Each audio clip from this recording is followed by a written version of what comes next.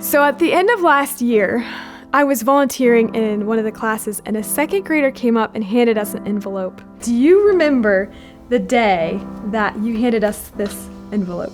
A little. I remember that day pretty clearly, and I remember you coming up to us and you just handed us this envelope so casually and continued on with your class. And it looked exactly like one of our giving envelopes, and I thought, wow, his parents are really trusting to give through him like that. So I tucked it away for later, and then later that evening, I opened the envelope.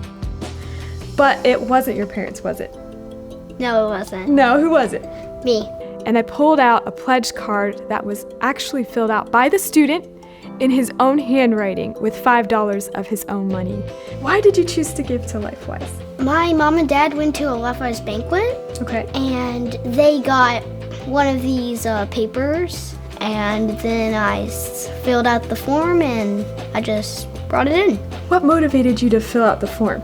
I just wanted to give to LifeWise. I really like LifeWise because you get to learn about Jesus, and also it's really fun. I really want LifeWise to go on until my kids get to do it, and then my kids, and many generations in the future. Why is LifeWise so important to you that you want to see it continue? Because if you don't go to church, LifeWise could be a chance to learn about God and go to heaven.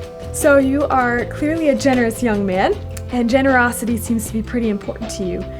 Why do you feel generosity is so important and giving to things like LifeWise in your church? Well, if somebody hears about you giving, maybe they'll support something, and then they'll tell their friends, and then they'll tell their friends, and it's a lot of generosity, huh? Yeah. It's like a generosity ripple. I'm so thankful for you and for your giving heart. You really made an impact on me.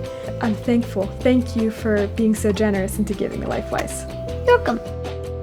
If this young boy understands the value of Bible education and wants to see it continue for him and his peers and his kids and their kids, how can I not be all in? How can I not be part of this opportunity to tell the next generation about the glorious deeds of the Lord?